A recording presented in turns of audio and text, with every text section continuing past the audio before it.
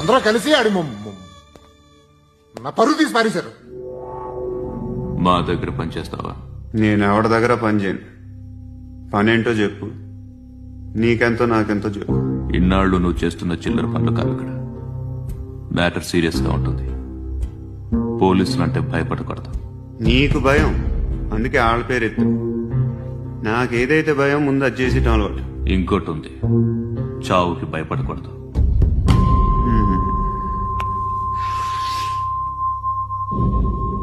ఈడెవడో మనోడే నాయక్. ఏ